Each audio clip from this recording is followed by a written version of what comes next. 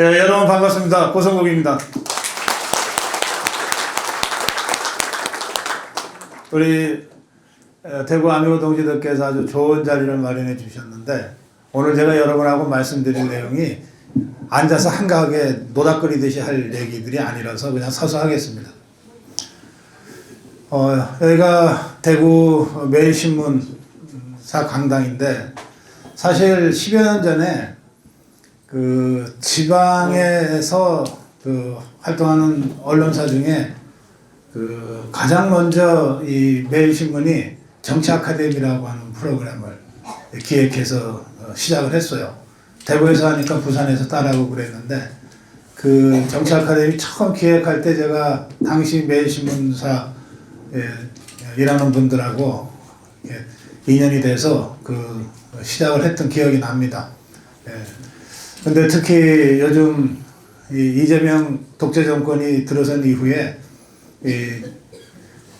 거의 모든 족벌 언론들이 다 납작엎드려 가지고 대가리 쳐박고 눈치나 보고 있는데, 그래도 대구의 매일신문이 가끔씩 올바른 소리, 쓴 소리를 해서 제가 고성국 TV에서도 이렇게 인용을 하기도 하고 그런 언론사입니다. 요즘 저 좌파 끝들한테 찍혀서 혹시 어려움을 겪을지 모르겠는데, 여러분들 이 자리에 모인 것도 인연이니까 이 매일신문사 여러분들이 꼭 지켜주시기 바랍니다.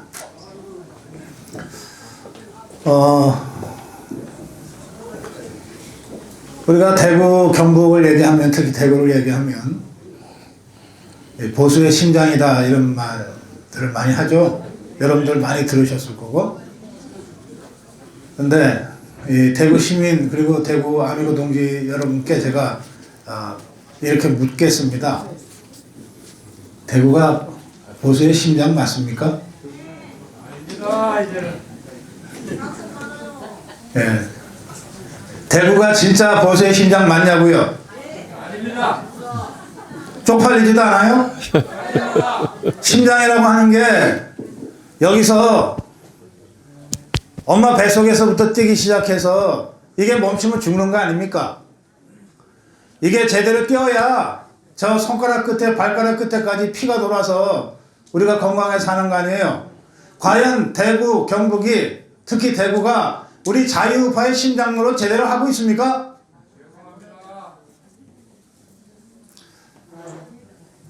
보수의 심장이라고 하는 말을 할 때 타 지역 사람들은 그래도 대구 경북에 대한 마지막 기대를 가지고 얘기해요. 그런데 그 말을 듣는 여러분들은 쪽팔려 하셔야 돼. 어디서 맨날 배신자들만 배출해놓고 무슨 심장이야. 9년 전에 박근혜 대통령 탄핵당할 때 박근혜 대통령 뒤에서 저격하고 칼 찌르고 그렇게 해서 넘어뜨린 자가 바로 이 지역에 있었던 유승민이라는 자잖아.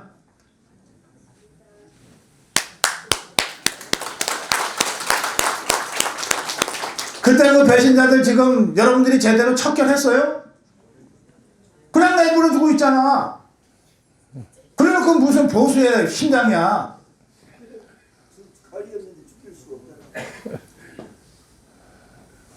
윤석열 대통령은 마찬가지 아니에요.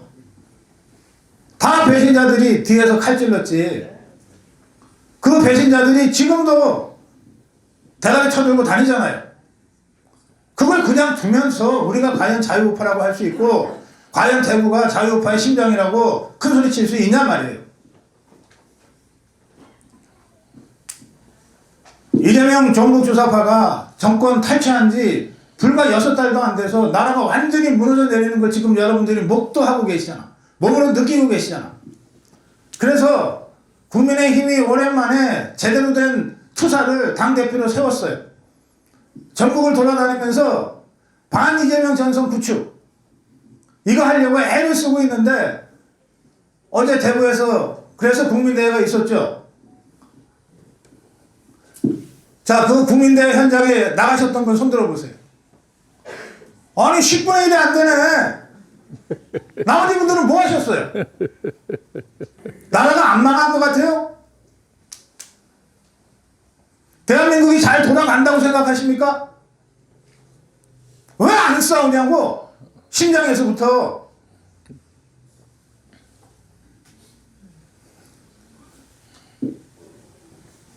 2022년 대통령 선거 있었어요. 제가 기억해요. 그 투표 마지막 날, 그 전날부터 윤석열 후보가 대구 경북에다가 재벌 투표 좀 해달라고 그냥 읍소를 했어요. 기억해요? 아니, 투표 마지막 날 그 절박한 시기에 심장이라는 곳에 와서 제발 투표 좀 해주세요라고 외치게 만들어요, 여러분이? 아니, 이제야 걱정 마. 다른 데 가서 해. 이렇게 해야 되는 거 아니에요? 여기는 걱정 마. 여긴 심장이니까 그 시간이 있으면 딴 데 가서 한 표라도 더 가져와. 이렇게 해야 되는 거 아니냐고.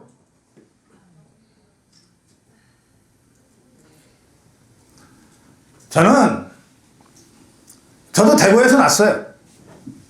대구에서 태어났어요. 선친이 대구 부대에서 근무하실 때 태어났는데, 그래서 대구에서 크지도 않고 학교도 안 다녔지만 이 소리 할 수 있어요. 여러분들 쪽팔린 줄 아세요.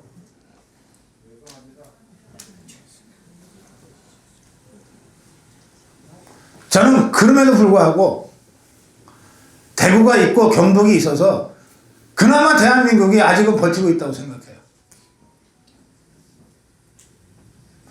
그래도 대구와 경북이 있고 부산, 울산, 경남이 버텨줘서 그나마 우리 자유우파가 완전히 망하지 않고 대한민국이 완전히 무너지지 않고 그나마 이만큼이라도 버티고 있다고 생각해요. 제가 1년 전에 총선할 때 전국 상황을 계속해서 취재를 해보니까 대구 경북은 그나마 괜찮아. 저 부산이 완전히 무너졌다는 거예요. 부산이 국회의원이 18개예요. 그 중에 10명도 못한다는 거예요. 절반이 무너졌다는 거예요. 특히 낙동강 벨트가. 그래서 제가 대구에서 나서 부산에서 갔거든요. 그 소식 듣고 저 정말 막 쪽팔렸어요. 창피했어요. 어떻게 내 고향이 일어나. 그래서 총선 그 마지막 주말 이틀 동안 제가 무작정 부산에 내려가서 여기저기 돌아다니면서 후보들 만나고 민심 청취했어요. 그때 그 부산 분들이 뭐라 그러냐면, 지금 어려운 건 사실이지만, 그러니까 일주일 전이에요. 선거 일주일 전. 지금 투표한다 그러면 우리가 18개 중에 8개 건지기도 어렵다는 거예요. 그렇지만 움직이기 시작했다, 바닥에서. 그래, 네 고박사 걱정하지 마라. 그렇게 막 위로를 해주시더라고. 믿고 올라왔어. 투표날 딱 뚜껑을 여니까 18개 중에 17개를 우리가 이겼어요. 낙동강을 지켜낸 거야. 그때 부산이 17개가 아니라 8개밖에 못했으면 100석도 안 되는 거야. 이미 인민민주주의로 개헌 끝났어. 그야말로 백선엽 장군이 낙동강 정선 지켜내듯이 그때 이 영남이 지켜냈거든요. 그래서 저는 아직도 대구와 경북이 있고 부산, 울산, 경남이 있으니까 아직은 우리가 해볼 만하다 이렇게 생각해요. 장동혁 대표가 내년 6월 지방선거에 모든 걸 걸었습니다. 장동혁 대표는 대통령 꿈이 있는 사람이에요. 그걸 숨기질 않아. 뒷구멍으로 호박씨 까듯이 하는 사람이 아니라서 그냥 솔직하게 얘기를 해. 저 대통령에 대한 꿈이 있습니다. 그런데 대통령 되려면 오로지 지금 저한테 맡겨진 국민의힘 대표 노릇을 잘해서, 그래서 자유파 국민들의 지지와 신뢰를 얻고 그 힘으로 내년 6월 지방선거에서 다시 승리해야만 제 대통령 꿈으로 한 걸음 더 다가갈 수 있다고 생각합니다. 그래서 제가 열심히 하겠습니다 그러더라고요. 장동혁 대표 말대로 내년 6월 지방선거 아무리 노력해도 지면 그 다음날 사표 내고 끝나야 되는 거예요. 그래서 말 그대로 모든 걸 걸고 있어요. 그 저는 내년 6월 지방선거 승리를 확신합니다.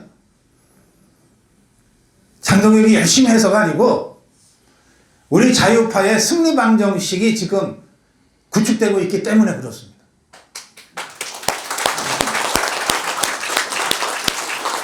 어떤 승리 방정식이냐? 지금 우리 야당이잖아요. 여당 아니잖아. 개발 공약 갖고서는 게임을 해보나 마나요. 우리가 건물 2개 짓겠다 그러면 저것들은 20개 짓겠다 그럴 자들 아니에요.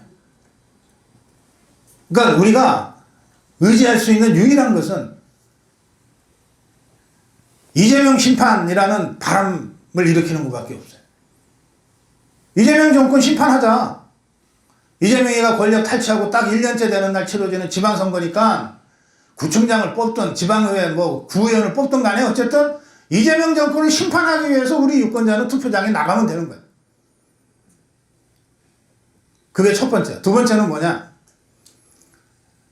역대 선거에서 우리 자유파가 승리했던 때는 지역적으로 영남과 충청이 손잡았을 때예요. 근데 영남과 충청이 뭐 이래저래 해갖고서 사이가 틀어지면 그러면 선거에서 져요. 김종필 총재가 이끌던 자민련이 우리 국민의힘 쪽과 손잡고 있을 때는 무조건 이겼어. 근데 사이가 틀어져서 찢어지니까 대구 자민련은 생기지만 국민의힘은 지는 거야. 심지어는 이 김종필 세력이 김대중이랑 손잡으니까 좌파한테 권력이 넘어가.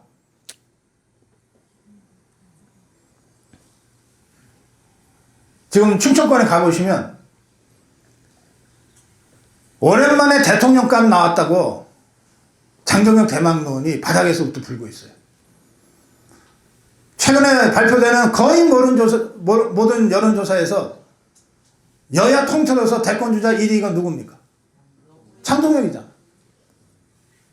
그래서 이번에 한번 진짜 충청도 사람 대통령 만들어보자 는 여론이 이른바 장동혁 대망론이 바닥에서부터 쫙 퍼지고 있어. 그 장동혁이 국민의힘의 대표를 맡고 있고 그 국민의힘은 바로 이거 대구를 중심으로 한 영남권에 기반을 두고 있잖아. 그러니까 장동혁을 매개로 영남권과 충청권이 지금 손을 잡고 있는 거예요. 그래서 영남과 충청이 손잡으면 전국선거에서 무조건 이긴다고 하는 승리 방정식이 지금 구축되고 있는 중이에요. 이 두 가지, 이재명 정권을 심판하자고 하는 이 바람과 영남권 충청권의 정치연합, 이 두 가지가 구축되고 있기 때문에 이 흐름이 잘 유지가 되면 저는 내년 6월 지방선거는 무조건 우리가 압승한다 이렇게 믿습니다.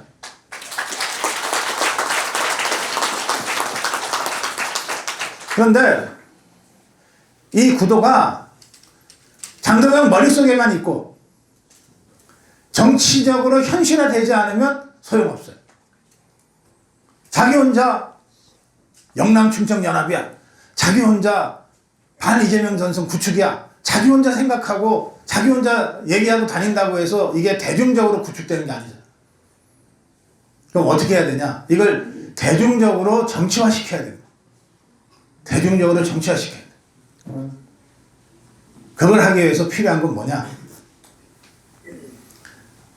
누가 봐도 야, 저 사람이면 이재명 정권의 그 무도한 독재를 끝장내고 심판할 수 있을 것 같아 라고 인정하는 전투력 강하고 당성 강하고 확실한 자유우파인 사람들을 요소요소에 공천을 해야 돼. 그걸 제가 며칠 전부터 오세훈이하고 박형준이 컷오프 시키자고 주장하고 있어요. 당대표는 우리 자유우파는 반이재명 전선 딱 구축하고 투쟁으로 가자 그러는데 막상 가장 상징성이 큰 서울시장 후보, 부산시장 후보에 눈치나 보고 윤석열 대통령의 덕을 가장 크게 본 이 두 사람이 엉뚱한 소리나 하고 대통령하고 절연해야 된다 그러고 그런 소리 틱틱 하는 자들이 서울시장 공천 받고 부산시장 공천 받으면 사람들이 어떻게 믿냐고. 장동혁이가 말은 저렇게 하지만 실제로 공천하는 거 보니까 전부 다 기회주의자들만 좋네. 저런 것들 가지고 어떻게 투쟁해 라고 생각할 거 아니에요. 그러면 투표장에 안 나가요. 우리가 한두 번 쏘갔어요. 그래서 지금 장동혁 대표가 전국을 다니면서 반이재명 투쟁 전선을 구축하는 것 못지않게 중요한 건 상징성 큰 자리에 진짜 당성 강하고 진짜 전투력 강하고 진짜 자유파와 함께 투쟁해온 사람들을 공천을 해야 되는 거예요. 실력은 다 거기서 거기야. 자기가 사람을 만든다고 시장 시켜놓으면 다 그 정도는 할 수 있어요. 중요한 것은 지금 우리한테 중요한 것은 확실한 당선과 확실한 전투력. 이재명 정권과 어떤 경우에도 흔들림 없이 투쟁할 수 있는 사람. 그 사람들을 상징성 강한 자리일수록 과감하게 교체해서 투입해야 돼요. 저는 이 세 자리, 상징성 강한 자리로 세 자리 생각해요. 하나가 서울시장, 하나가 부산시장, 하나가 여기 대구예요.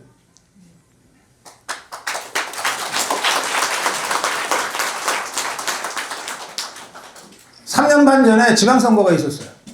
그게 2002년 6월 선거인데 그때 우리가 12개를 이겼어요. 광역 17개 중에 12개를 우리가 이겨서 압승을 했는데 그때가 언제냐면 윤석열 대통령이 취임하고 한 달이 채 안 됐을 때. 그러니까 그때 광역도지사, 광역시장에 당선됐던 사람, 심지어는 서울도 구청장을 우리가 다수를 했으니까 그 사람들 전부가 다 윤석열 대통령 덕분에 쉽게 당선된 거예요.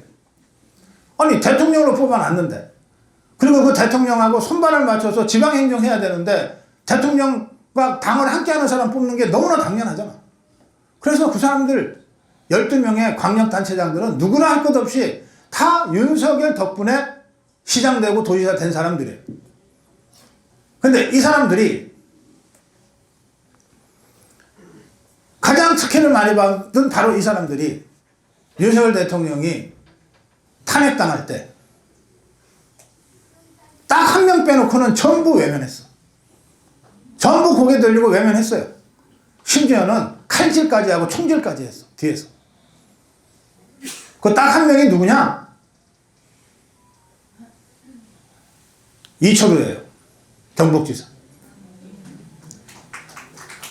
그런데 이 이철우 지사가 한 것도 뭐 그렇게 대단한 게 아니에요. 탄핵 저지 투쟁하면서 우리 자유파 국민들이 전국 곳곳에서 집회를 했잖아요. 그때 우리 지금 구속되어 있는 손현보 목사가 이끄는 세이브 코리아가 이 동대구역에서 집회했잖아요. 그 집회 나가셨던 분 계시죠? 자, 그때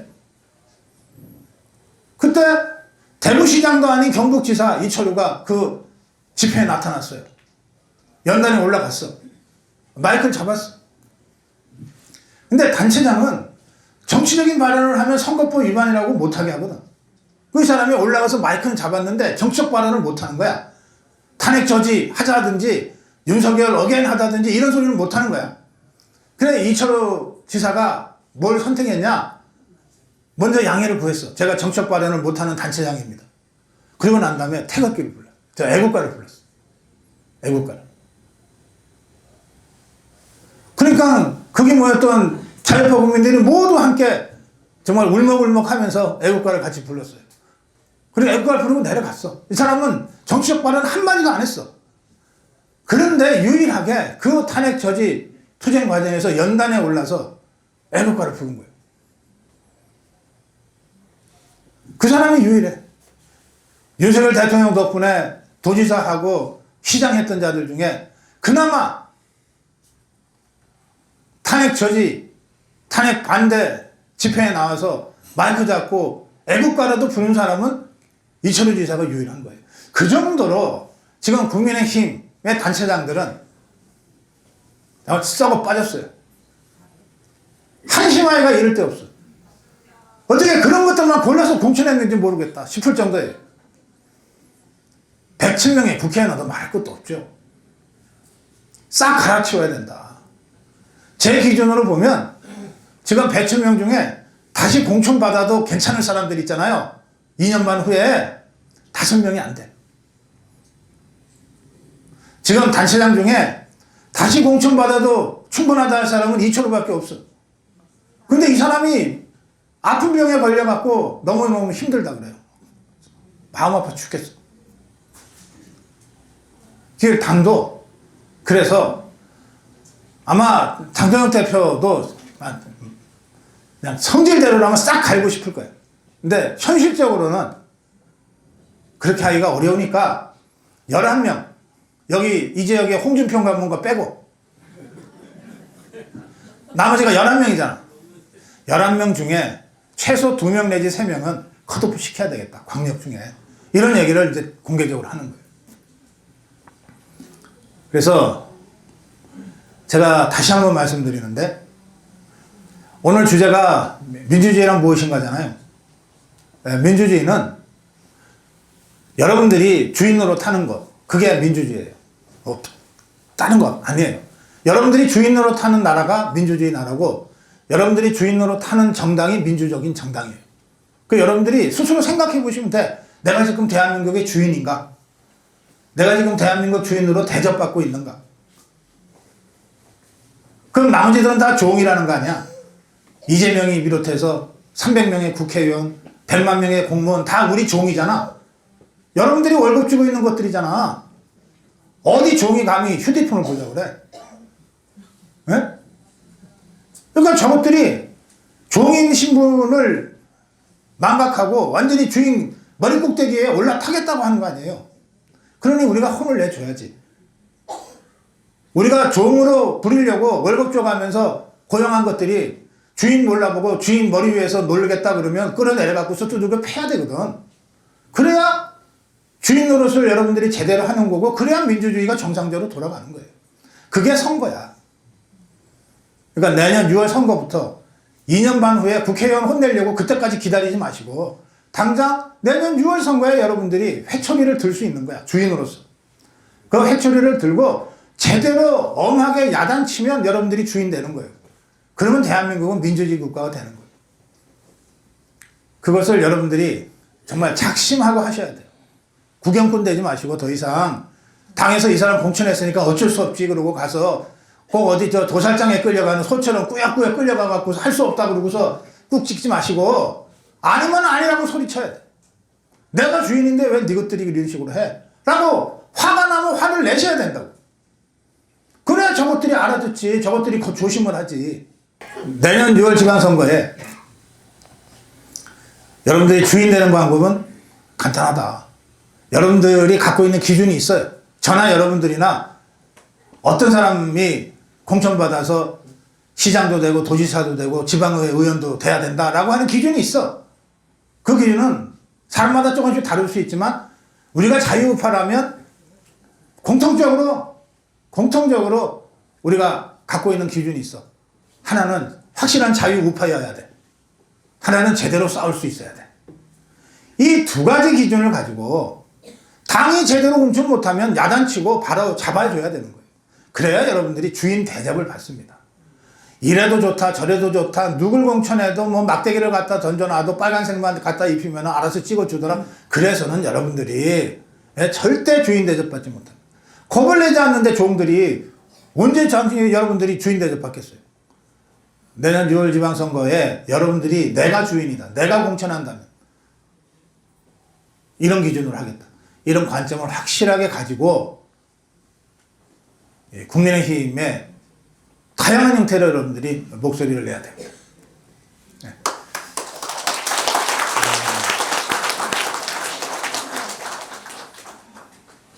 제가 이 매일신문에서 한 10년 가까이 10년 전인 것 같아요. 지방 언론사로서는 최초로 이 지방에서 이 정치 아카데미를 시작했다 그렇게 말씀드렸잖아요. 우리가 그때 만났나? 그 전에 만났다. 그때 그 전에 만났는데 하여튼 그때 그 무렵에 저하고 친구가 된 사람이 여기 지금 앉아 있어서 제가 잠깐 불러내겠습니다. 자, 이재만 위원장. 예, 반갑습니다. 여기는 웬일이냐고. 나는 오늘 아니고 민주주의 강연이 딱 해서 왔어요. 네. 제가 조금 전에 육산 지방선거 얘기를 한참 하다가 이재만 친구를 보고 잠깐 불러냈는데 얘기하던 김에 한두 가지 좀 우리 이재만 위원장 얘기 좀 들어야 되겠어요. 그 최근에 이재명이하고 김민석이를 고발했어요. 맞습니다. 그것들이 나쁜 짓 한 거 우리가 다 알지만 네. 그래도 구체적으로 무슨 건수로 고발을 했어요? 그 최근에 여러분들 잘 아시겠지만은 헌법 존중 정부 핵심 TF를 발표했습니다. 우리 언론들을 보면 마치 헌법 존중을 위하는 척 하는데 자세히 들여다 보면 이거는 이 공작 정치, 즉 공직사회에 75만 공무원들의 휴대폰을 털겠다. 이것은 이 북한의 인민 사회주의하고 똑같은 거 아닙니까? 다를 바가 없잖아, 그죠? 그래서 이 반헌법적인 행위를 하는 이재명과 김민석을 서울 경찰청에 직권남용 등으로 고발을 했습니다. 이 단 하루라도 오늘 우리 고성국 박사님 말씀하셨는데 더 이상 늦춰지면은 점점 우리가 주인이 되는 것을 잊게 된다. 하루라도 빨리 우리는 일어나서 다 싸워야 되고, 그래서 저는 눈치나 보고 뒤에 서서 얼렁거리는 그런 정치인이 아니라 정말 당당하게 행동하는 그런 애국 보수의 심부름꾼이 되어야 된다라고 생각합니다. 네. 처음에 우리 이재만 위원장을 알게 됐을 때 깜짝 놀랐어요. 그때 이재만이 책을 썼는데 그때 박근혜 대통령 탄핵당한 후야. 그래서 전부 막 자기들 신분을 숨기고 다닐 때야. 나 보수 아니야 이러고 다닐 때예요. 심지어는 우리 보수라는 단어를 아예 쓰지 말자 그러고 다닐 때. 근데 그때 이재만이가 책을 쓴다 그래서 제가 토크쇼 하러 내려왔는데 보니까 제목이 나는 보수다야. 그랬죠. 그 당시에 출간했는 책이 나는 보수라 당당하다. 그 책이 가장 많이 팔았습니다. 그러니까 여러분 사람을 겪으면 어려울 때 행동하는 걸 봐야 그 사람의 진면목을 알 수 있잖아. 그러니까 그때가 박근혜 대통령 탄핵당한 그 직후가 또 윤석열 대통령 탄핵당한 지금이 어떤 면에서 가장 정치적으로 우리가 어려운 때거든요. 이 어려운 때 기회주의자들이 누군지 배신자들이 누군지 그리고 진짜 자유파 전사가 누군지가 가려지는 것 아닙니까?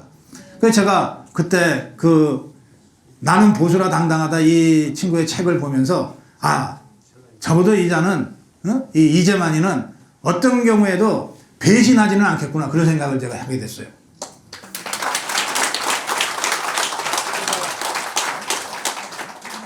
근데 사실 옛날 얘기가 돼서 지금은 뭐 하나만한 얘기일지 모르겠는데 이게 우리가 역사라고 하는 거는 똑같은 잘못을 되풀이하지 않기 위해서 다시 돌아보는 거잖아요. 지금 생각해도 그때 이재만이 이 배신자 김무성이 유승민이한테 당한 거가 정말 뼈가 아파요. 왜냐하면 2016년 선거인데 그때 이 김무성이가 유승민이랑 짜고 박근혜 대통령한테 대들었잖아요. 그때 당의 당대표가 김무성이었거든.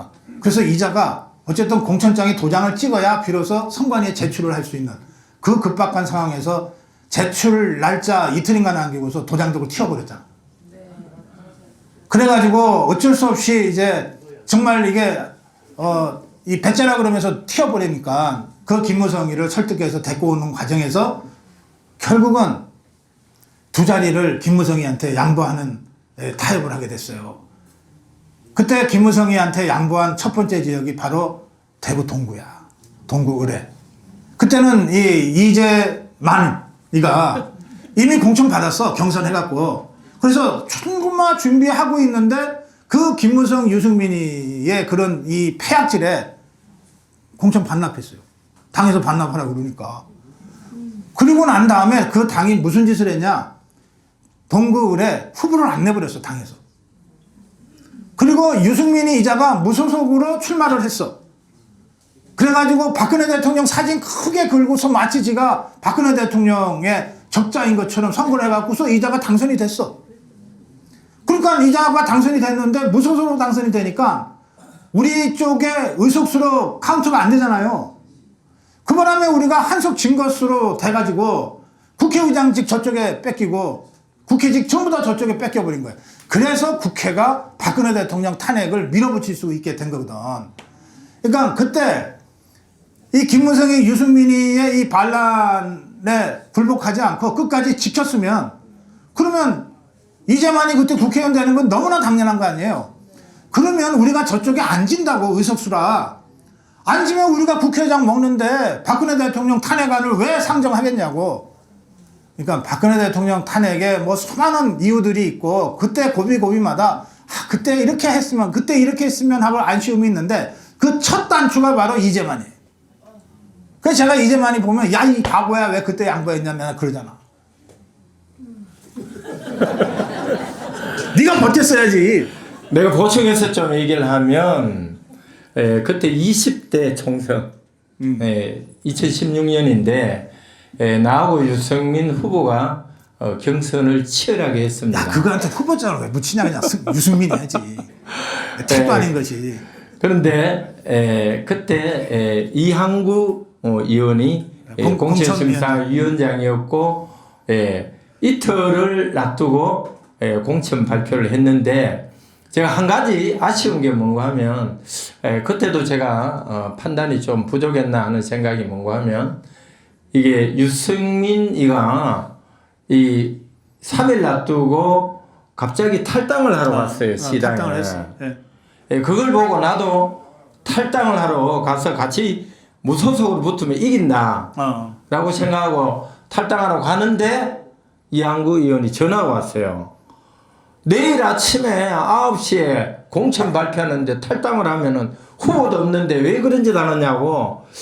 그래서 이제 아침에 공천을 주겠다. 그래서 그 다음날 정말 9시 반에 공천 발표를 한 거예요. 공천 발표를 아침에 했는데 저녁에 한 6시, 7시 되니까 김무성이가 옥새 들고 부산 영도 다리로 나르샤를 한 겁니다. 그래서 제가 이틀 동안 서울에 우리 중앙당사에서 김무성 나타나라고 잡으려고 엄청 다녔는데 이리저리 피해 다니면서 결국 도장을 못 받아서 출마를 못하는 그런 사연을 또 겪었습니다. 그게 지금 대한민국의 이재명이가 도로도록 만든 그런 가장 중요한 잘못된 일이라고 지금 또 판단합니다. 생각해보면 정말 마음 아픈 일입니다. 저도 저지만 대한민국이 극정으로 끌고 가고 그래서 그 이후에 우리 당이 탄핵을 당하고 그 이후에는 우리 고 박사께서 또 설명을 다 잘하실 겁니다. 그래서 그러니까 이재만이 아주 전투력이 있어요. 잘 싸워요. 좌파들하고 잘 싸우는데 근데 너무 순진해. 그래가지고 자꾸 당해. 그 제가 친구니까 아무래도 관심을 갖고 계속 보게 되는데 맨날 지 생각만 하고 상대도 그런 줄 알고 그 교활하고 간사한 것들하고 싸울 때 머리로 싸우지 않고 그냥 몸으로만 싸워가지고서 맨날 당하고 그러다가 여기까지 왔어요. 이제 상처가 많아 여기. 네? 네. 감옥도 갔다 오고 뭐 이게 다 정치 탄압당해서 이렇게 된 건데 하여튼 상처가 많은데 다행히 이번에 재기를 해서 이재만식 정치를 한번 제대로 다시 해봐야 되겠다. 진짜 지금은 이재명 같은 정말 뚝심강한 우리 자유파 전사가 필요한 때 딱 나타나줘서 제가 얼마나 고마운지 모르겠어요. 한번 박수 한번. 자, 그건 그렇고. 아까 제가 이게 뭐 보수의 심장이라는 소리 듣는 게 쪽팔리지도 않습니까? 제가 이렇게 감히 건방지게 말씀드렸는데. 사실 이 대구 쪽팔리게 하는데 홍준표가 뭐 굉장한 일을 담당했어요. 홍준표에 대해서 우리 이재만 위원장이 한 말씀 하셨더라고. 예. 네. 제가 그 홍준표 전 시장에 대해서는 개인적으로는 전혀 악감정이 없습니다. 왜? 홍준표 전 시장이 당 대표할 때 제가 최고위원을 했습니다. 그래서 같이 함께 지내면서 뭐 이런저런 여러 가지 상황을 겪으면서 저는 누구보다도 홍준표 전 시장을 아주 잘 알고 있습니다. 잠깐만. 이게 또 이렇게 설명하면 이게 순진하니까. 그때 홍준표는 누구 다 자기네 똘마니 딱 데리고 다니면서 선거운동 같이 했어요. 마치 지난번에 한동훈이가 같이 사진 찍어 갖고서 누구 하면서 최고위원들 몰아가지고서 다 됐듯이 그렇게 했어요. 그때 이재만은 홍준표한테 줄 선 게 아니라 지 혼자 힘으로 했어. 지 혼자 힘으로 바닥에서 전국의 당협위원장 책임당원들 만나가면서 바닥에서 쫙 해갖고서 꼴찌지. 당선은 됐는데 꼴찌지. 아니 최고위원 출마를 해가지고 그 박명우 울산시장 그리고 이성은 그 당시 비서실장을 끊고 최고위원으로서는 3등으로 당선이 됐습니다. 3등 했구나 그때. 대단하다. 한 명을 눌렀네. 그러니까 사실 그때 이 국회의원도 아니고 어떤 개파에 소속돼 있는 사람도 아니고 그리고 불과 얼마 전에 유승민이 때문에 공천받은 거 도둑질 당하고 그런 사람이 바닥에서 혼자 해보겠다 그러니까 다들 그냥 그러나 보다 너무 분해서 그러나 보다 그랬는데 실제로 당선이 됐다니까요. 그 대단한 그 전투력을 갖고 있는 사람이에요. 자, 계속하세요. 그 당시에 제 그 선거 전략은 기본적으로 원외 당협위원장들하고 함께 했습니다. 그래서 원외 당협위원장님들 일일이 찾아뵈면서 우리 당이 그 당시 탄핵이 돼가지고 엉망진창이 돼가 있고 또 바른정당으로 떠나고 막 갈라지고 이럴 상황인데 좀 전에 말씀하신 대로 보수라는 얘기를 부끄러워서 서로 안 하고 있을 때 나는 보수라 당당하다 하는 책을 쓰면서 그 책을 들고 이 연설회를 하면 올라가서 우리 보수가 다시 뭉치고 일어서야 된다. 그 당시 제가 가장 기억에 남는 게 중국의 보수는 공산당이다. 우리 보수가 곧 자유다. 이런 보수 이념 학습을 제가 가장 많이 배우고 가장 많이 학습을 받은 게 우리 고성국 박사한테 받았습니다. 박수 한번 보내주십시오. 제가 친구한테 이념 학습이 부족해서 미국에서 이념 학습을 좀 받고 또 와서 고성국 박사한테 자유민주주의에 대한 이념 학습을 가장 많이 받았다. 친구한테 배운 솜씨입니다. 감사합니다. 제가 여 앉혀놓고 가역 공부 시키듯이 한 건 아니고요. 이재만님을 만나면 자꾸 뭘 물어봐. 그래서 내가 답변해 주는데 그게 지는 이제 공부였던 것 같아요. 하여튼 그렇게 해서 우리 정말 자유파가 어려울 때 당당하게 나 보수인데 어떡할래? 뭐 네가 어쩔래? 나 보수 맞아.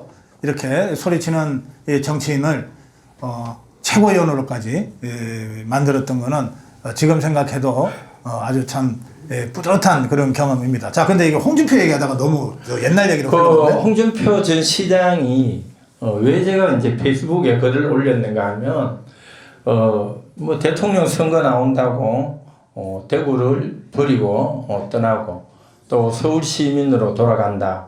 그래서 우리 대구 시민들한테는 굉장히 분노의 차가 있는데 선거가 다 끝나고 얼마 전에 페이스북에 어떤 글을 올렸는가 하면 우리 본인이 1000일 동안 대구의 미래를 잘 설계를 해놨고 그래서 이제 대구시가 알아서 대구를 발전시켜라. 내가 다 잘 해놨다는 취지의 페이스북 글을 올린 거예요.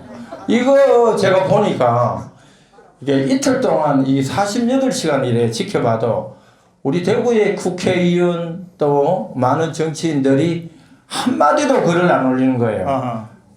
그래서 제가 페이스북에 글을 올렸습니다. 이것은 대구 시민에 대한 A가 아니고 기본의 A다. 왜?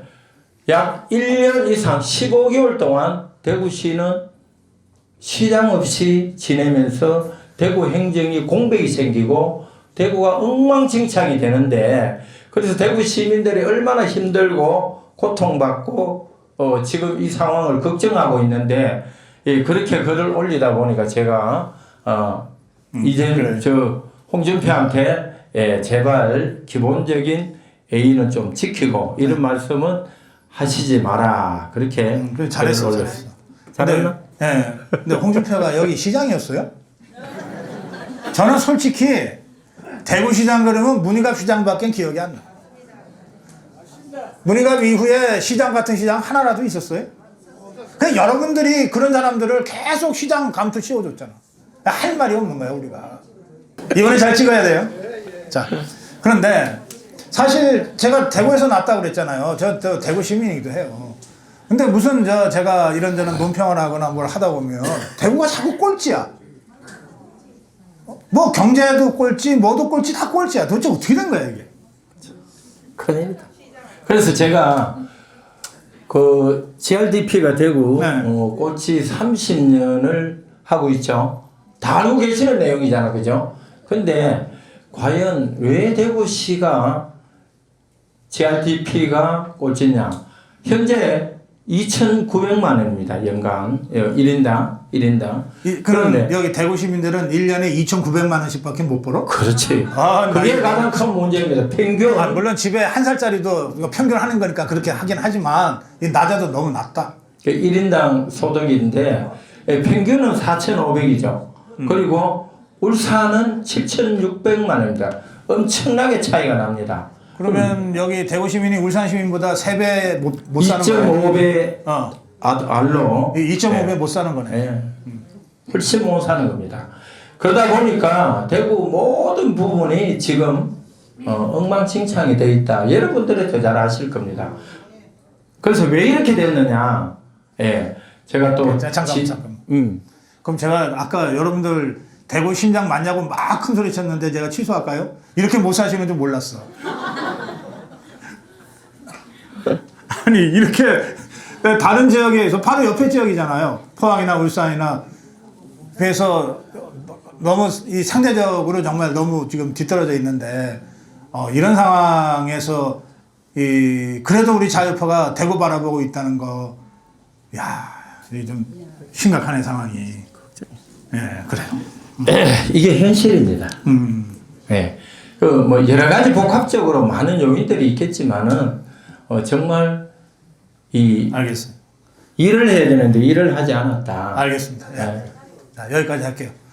제가 아까 뭐 대구시장이 아니라 뭐 서울시장, 부산시장, 뭐 무슨 충남지사 할 것 없이 제가 기준은 2가지라 그랬잖아요. 하나는 당성, 자유우파, 확실한 자유우파. 또 하나는 전투력 그랬잖아. 그 지금 우리 이재만 위원장 설명 듣고서 한 가지 추가할게. 일 잘하는 사람. 이거 추가해야 될 것 같아. 자, 마무리 한 말씀 해주세요. 여러분들 이게 대구 시민이 일을 덜해서 생긴 상황이 아니라고 판단합니다. 제일 중요한 게 대구의 산업이 한때 잘 아시겠지만은 1980, 90년도는 제조업의 심장이었습니다. 석유, 뭐 금속, 기계, 부품 다 이 자리에 사업하신 분들이 많이 앉아 계시는데 그때는 대한민국의 발전의 성장을 이끌었던 도시가 대구였습니다. 그런데 30년 동안 대구의 산업 엔진, 제일 중요한 게 엔진이잖아요. 산업 엔진이 30년 동안 그대로 이 상태로 유지했기 때문에 그게 원인이다. 이 큰 문제입니다. 그래서 지금도 30년 된 이 산업 엔진은 이미 다 중국으로 가고, 예?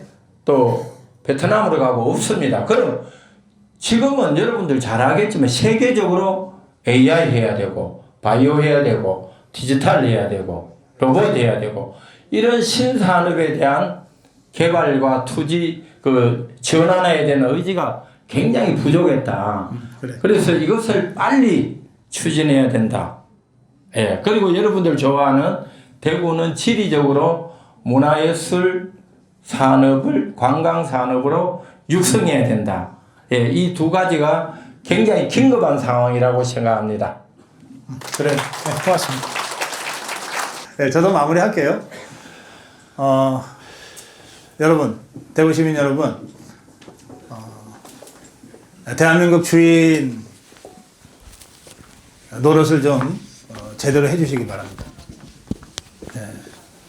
내년 6월 지방선거에 진짜 주인이 누군지 여러분들이 행동으로 보여주세요.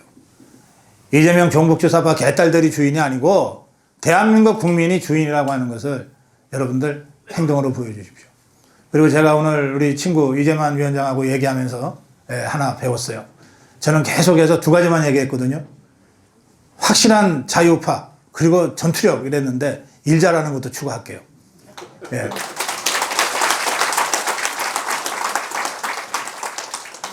네, 제가 늘 제가 여기 태어났기 때문에 늘 고향이라고 생각하는 대구에 와서 여러분을 만나 뵙습니다. 따뜻하게 맞아주셔서 고맙습니다, 여러분.